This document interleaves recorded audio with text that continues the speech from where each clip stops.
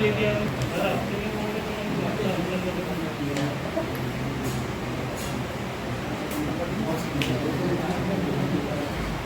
है निकाय चुनाव कॉरपोरेशन, उसमें हमारी तहरीक है, अभियान हम चला रहे हैं कि कम से कम मुस्लिम मोहल्ले से मुस्लिम उम्मीदवार जीते अच्छे करेक्टर। तो यहाँ भी फिर दूसरे लोग आएंगे तो वो अब दूसरे मोहल्ले से आएंगे, उनका जाना मसला हो जाएगा।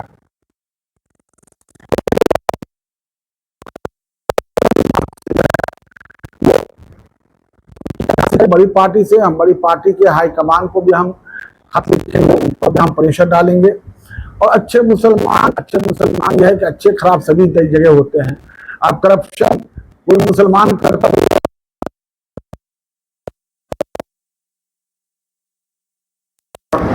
अपने वोटर का ख्याल रखता हो, काम करता हो, तो ऐसे मुसलमान को हम चाहेंगे कि कोई भी पार्टी का हो। हमारा किसी पार्टी से नहीं है, लेकिन हमारी पार्टी में समाजवादी के लोग भी हैं, शिवसेना उदय ठाकरे के लोग भी हैं।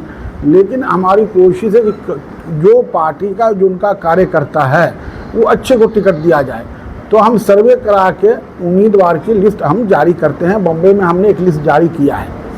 अब यह है कि फैसल शेख साहब और आसिफ शेख साहब यहाँ पे एक पैनल बनेगा और उसके ज़रिए से वो जायज़ा लेंगे कि कौन से मोहल्ले में, कौन से वार्ड में कौन सा मुसलमान हो सकता है किस पार्टी से। तो हम उसको वहाँ तक पहुँचाएंगे। हम तिलक भवन कांग्रेस पार्टी के यहाँ पहुँचाएंगे, हम मातोश्री उदय ठाकरे साहब के यहाँ पहुँचाएंगे। तो वहाँ भी हम कोशिश करेंगे। ये मामला था। दूसरा मामला जो है एजुकेशन का, और जैसा कि हमने आपको तारुफ में कहा कि एजुकेशन विंग की नेशनल प्रेसिडेंट प्रिंसिपल शबाना वकील खान साहबा साथ में हैं, तो मैं उनसे गुजारिश करूंगा कि अपनी गुफ्तगू शुरू करें। बिस्मिल्लाहिर्रहमानिर्रहीम। तमाम यहाँ पर जमे हुए सभी ऑल इंडिया उलमा बोर्ड के जिम्मेदारान और मेरे प्यारे पत्रकार भाइयों, यहाँ पर एजुकेशन के मामले में तो सबने अपनी अपनी राय दी है। अब हम शेख फैसल मुतवल्ली विंग राष्ट्रीय अध्यक्ष उलमा बोर्ड ये आपको कहना चाहते हैं कि हमारे औरंगाबाद शहर के जो कमिश्नर साहब है, इन्होंने एक मुहिम चलाई हुई है नशे के कारोबारों के खिलाफ, जो कि एक बहुत ही अच्छी मुहिम है। बच्चों को नशे से मुक्त करना है। उसी तरह नशे से बच्चे जब मुक्त होंगे तो वो एजुकेशन में जाएंगे, एजुकेशन की पढ़ाई करेंगे। तमाम औरंगाबाद शहर के तमाम जिम्मेदार एनजीओ और तमाम खिदमत करने वाले तमाम समाज के लोगों से मैं गुजारिश करता हूँ कि औरंगाबाद शहर से पूरे नशेखोरी को ख़त्म करना चाहिए और उन बच्चों को सही मार्गदर्शन होना पढ़ाई के बारे में। और तमाम लोगों को मैं ये कहना चाहता हूँ मेरे तरफ से कि अपने शौक पानी कम करके कम खाओ, कम कपड़े पहनो, लेकिन अपने बच्चों को ज़्यादा से ज़्यादा पढ़ाई कराओ। इतना बोल सकता हूँ। क्या इंतजाम, क्या ऐसी मुहिम शुरू करने वाले हैं या क्या?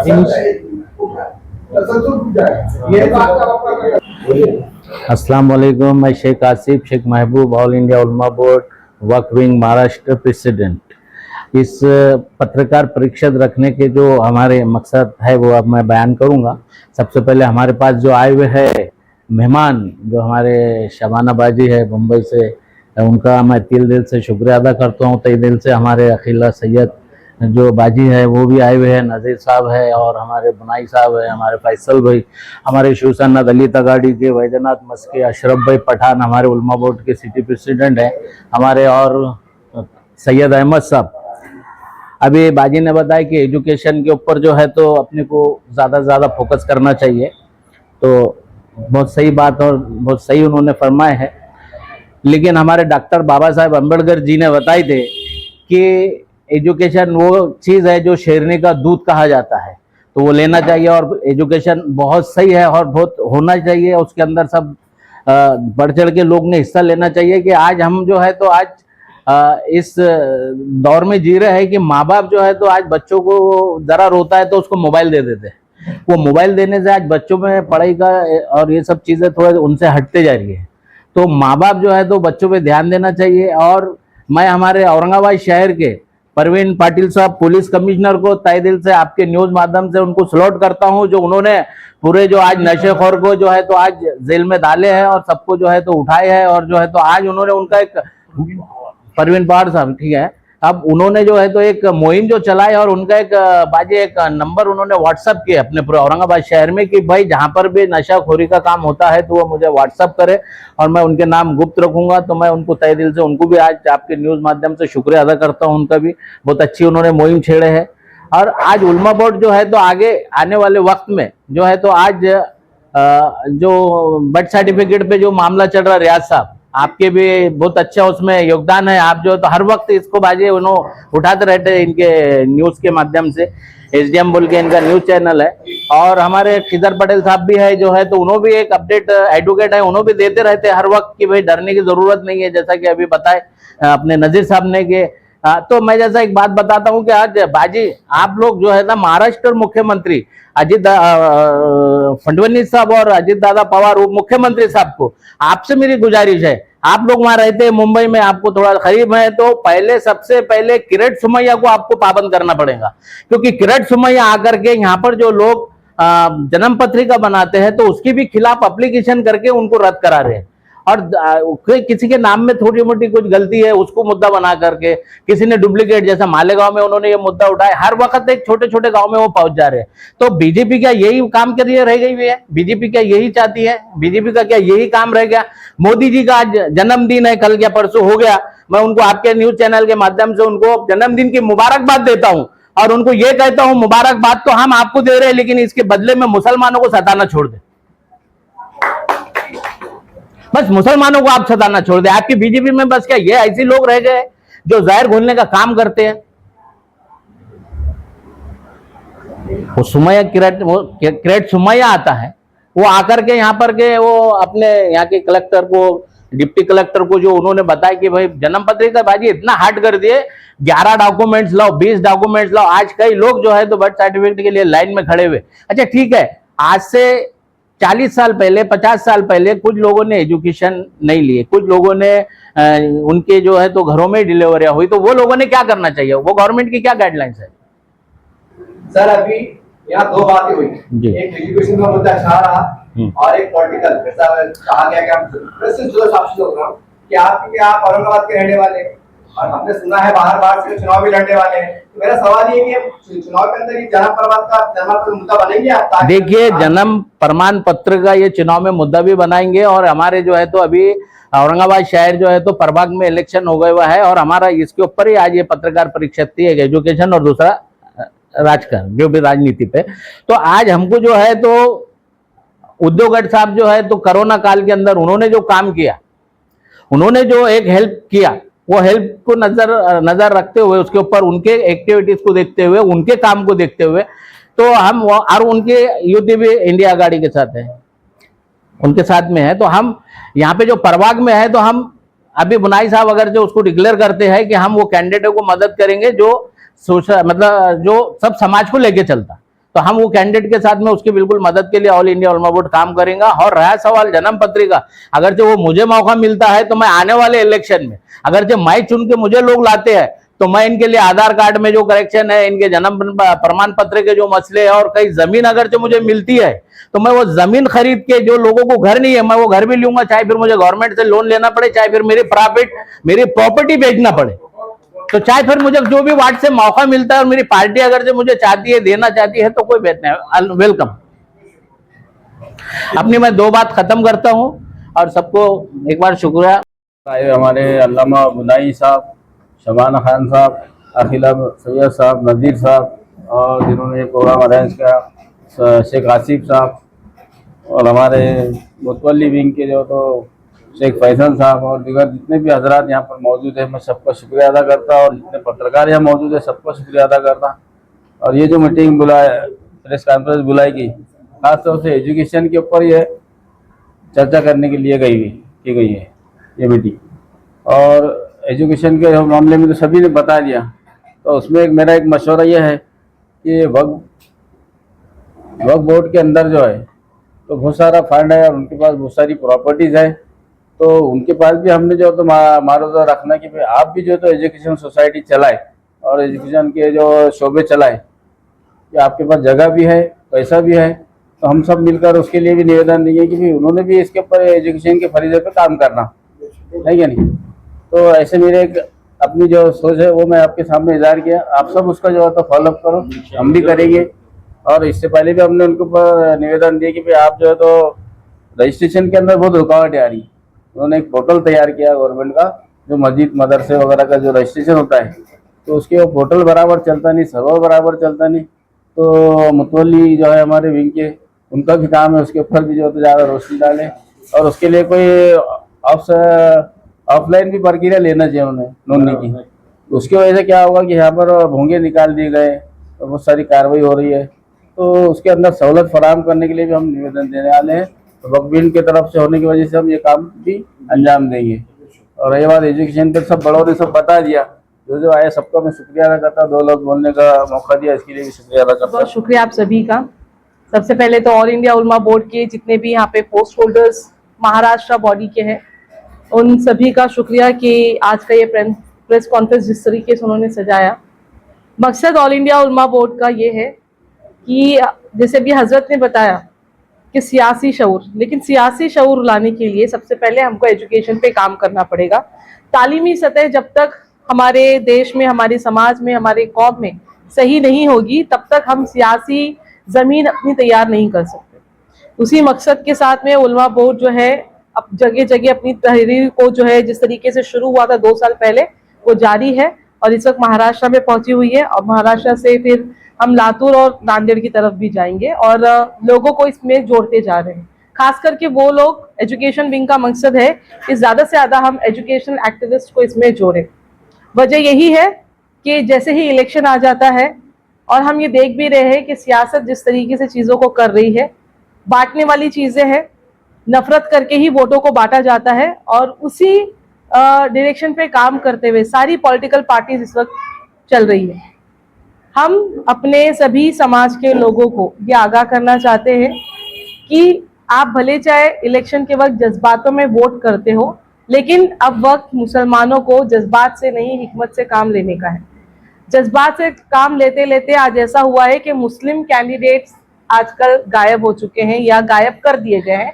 वो जो भी मंशा, नियत और जज्बा या कहे कि जो भी मकसद है सियासत का, मुसलमान जितना कोशिश करता है उससे ज़्यादा कोशिश करने की ज़रूरत है। तो तालीमी बेदारी से अगर इसे जोड़े तो पहले तालीम पे काम किया जाएगा। हर जगह जो है वो यही बात कही जाएगी कि जब तक मुसलमानों के एनजीओज आगे आकर स्कूल्स कॉलेज इस्टेब्लिश नहीं करेंगे, तब तक हम पॉलिटिकल प्रेशर नहीं बना सकते। वो इसलिए कि जब हमारे बच्चे पढ़ेंगे तब जाकर उनके अंदर सियासी शऊर पैदा होगा, किसे वोट करना है, कब वोट करना है, कैंडिडेट कैसा होना चाहिए। बात कैंडिडेट की होती है तो हम पार्टी देखते हैं, पर मेरा ये बोलने का मतलब है कि जो कैंडिडेट मुसलमानों का काम करे, मुसलमानों के हक में बात करे, समाज को साथ में लेकर चले, उन कैंडिडेट को देखो, ना कि पार्टी को देखो। जैसे हजरत ने बताया, वो कोई भी पॉलिटिकल पार्टी का कैंडिडेट है, काम करने वाला हो तो उसे हम सपोर्ट करेंगे। दूसरी चीज, हमारी ये मांग ये भी है कि जहां पर मुसलमान वोटर सबसे ज्यादा है वहां पर वैसा कैंडिडेट दिया जाए, क्योंकि हमें सेक्युलरिज्म के नाम पे बकरा बनाया जाता है। हमारी कुर्बानी पहले रखी जाती है कि सेक्युलरिज्म का सबूत देने के लिए हमें एक ऐसे कैंडिडेट को वोट करते हैं जो उनके कौम से नहीं होता है। और हर बार ऐसे करते करते एक रीत चल पड़ी है जिसकी वजह से आज मुस्लिम कैंडिडेट्स को टिकट मिलना मुश्किल हो गया है। तो इस बार हम यही दरख्वास्त करेंगे और यही बात रखेंगे पॉलिटिकल पार्टीज को कि जहां पर मुस्लिम वोटर ज्यादा है वहां पर मुस्लिम कैंडिडेट होना ही चाहिए, ताकि वो अपने लोगों की जुबानी या उनकी जो भी कोई हक की बात है वो वहां पर बुलंद तरीके से रख सके। ये मकसद के साथ में महाराष्ट्र की जमीन पर काम किया जा रहा है। हमें उम्मीद है हमारी जो बॉडी जिस तरीके से जो हमारी नेशनल पोस्ट होल्डर्स है और साथ ही साथ जो महाराष्ट्र के पोस्ट होल्डर्स है वो सभी अपने लेवल पर काम कर रहे हैं। जैसे कि नजीर साहब है, ये काम इन्होंने अपना काम शुरू कर दिया है औरंगाबाद और बीड़ में। मुसलमानों की एक लापरवाही ये भी है कि कागजी तौर पे हम बहुत ही ज्यादा कमजोर हैं, इस पर काम कर रहे हैं नज़ीर साहब, जो कि डॉक्यूमेंटेशन, वेरिफिकेशन और वोटर आईडीज में ज़्यादा से ज़्यादा मुसलमानों को एनरोल करने का काम किया जा रहा है। तो उनकी बहुत बहुत बधाई। और उनके साथ में जुड़ी है हमारे साथ में अकीला सैयद साहिबा, जो कि हमारे मराठवाड़ा की जनरल सेक्रेटरी है ऑल इंडिया उलमा बोर्ड एजुकेशन विंग की। हम उनका भी वेलकम करते हैं। और क्योंकि वो प्रिंसिपल रह चुकी है, एजुकेशनल एक्टिविस्ट भी है, तो ज़्यादा अच्छे से ये काम कर सकती है। ज़्यादा अच्छे से ऐसे लोगों को जोड़ना है जो कि एजुकेशन बैकग्राउंड से आते हैं। जब ये लोग एजुकेशन बैकग्राउंड से आते हैं तो एनजीओज के साथ में काम करना आसान हो जाता है। और जब एनजीओ जुड़ती है, जब उलमा जुड़ते हैं, जब टीचर्स जुड़ते हैं, तो आवाम में काम जो है वो इनकलाबी तौर पर शुरू होता है और कामयाब भी होता है। इसी मकसद के साथ में ज़्यादा से ज़्यादा काम जो है अब एजुकेशन जो लोग हैं उनको दिया जा रहा है। जैसे कि हमें पता है कि एक रिजर्वेशन का जो मुद्दा हमने 2 साल पहले भी उठाया था कि सरकार ने इतनी सारी कमिटीज़ की रिपोर्ट तो मंगवा ली। सारी कमिटीज़ एक ही बात करती है, मुस्लिम मार्जिनलाइज्ड है, मुस्लिम जो है एजुकेशन में सबसे निचले पायदान पर है। उस पर मुसलमानों को एजुकेशन में रिजर्वेशन मिलना चाहिए, 5% रिजर्वेशन मिलना चाहिए। ये बात हम रखने के लिए आंदोलन हमने किया।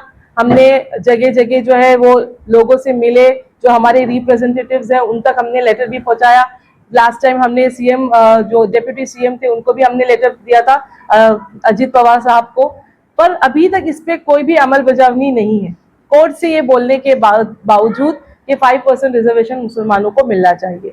ये वहीं पर मराठा रिजर्वेशन आता है, वो अपनी बात मनवा लेते हैं क्योंकि उनके साथ लोग जुड़े हैं, उनके लीडरों के पीछे लोग ताकत बनकर उनके साथ जुड़े हैं, इसीलिए उनकी बात मान ली जाती है। लेकिन जब बात मुसलमान रिजर्वेशन की आती है तो मुसलमान आज आंदोलन नहीं कर सकता। आज आंदोलन करने पे मुसलमान सबसे बड़ा क्रिमिनल बताया जाता है।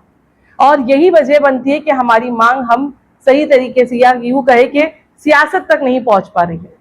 तो मुसलमान आंदोलन करे, रिजर्वेशन के मुद्दों को उठाए, एजुकेशन के मुद्दों को उठाए, ज्यादा से ज्यादा जो है वो स्कूल कॉलेजेस खोले, और सियासत की जब बात आए तो अपनी हक पे बात करे। कैंडिडेट ऐसा चुने जो कि लोगों का काम कर सके, और मुस्लिम कैंडिडेट ज्यादा से ज्यादा पॉलिटिकल पार्टीज उन एरिया में दे, हम सब एरिया की बात नहीं कर रहे, उन एरिया में दे जहाँ पे मुस्लिम वोटर्स हमारे सबसे ज्यादा है। और एक खास गुजारिश हमारे लोगों से कि जज्बातों से वोट ना करें, सेंटिमेंटल वोटर्स नहीं, सेंसिबल वोटर्स बनने का काम करें।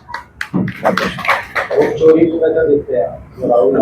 बात हो जाने की बात वो करें। अभी बोलूं? हमारे बीच देखिए, वोट चोरी एक ऐसी बात है कि आप यहाँ पर लोकतंत्र की हत्या कर रहे हैं, पहली चीज, क्योंकि ये फ्रॉड ही हो गया। आप चोरी करके अगर वोट लेकर आ रहे हो तो ये बहुत साफ बात है कि जनता चुनकर नहीं ला रही है, ये तो मशीन की गड़बड़ी, या जो सियासत में बैठे हैं उन्होंने जो भी मैनेज किया है उस मैनेज तरीके से सरकार चुन के आती है। तो ये पूरी डिक्टेटर सरकार हो जाती है, ये लोकतंत्र की सरकार नहीं है। ना ही ये हमारा ख्वाब था, ना ही डॉक्टर अंबेडकर का ख्वाब था, ना ही महात्मा गांधी का ख्वाब था, ना ही अबुल कलाम का ख्वाब था। हमारे जितने लोगों ने इस देश को आज़ाद कराने में अपनी कुर्बानियां दी है, उन सबकी कुर्बानियां जो है वो यहाँ पर आकर बर्बाद हो रही है। क्योंकि अगर हम इसमें आवाज बनकर नहीं उठेंगे इस वोट चोरी के खिलाफ, तो आगे आने वाले इलेक्शंस में इससे बड़े स्कैम होने की संभावना हो सकती है। तो वोट चोरी के खिलाफ उलमा बोर्ड हो या हर वो छोटी से बड़ी तंजीम जो इस देश को बढ़ते हुए और बेहतर तरीके से देखना चाहती है, उनको इस पे आवाज उठानी चाहिए और वोट चोरी जो हो रही है उसके खिलाफ मुहिम चलानी चाहिए जबरदस्त तरीके से। हमारे बीच प्रिंसिपल डॉक्टर अकीला सैयद गौस साहिबा हैं, उनसे कहूँगा कि चंद बातें आप ही कहें।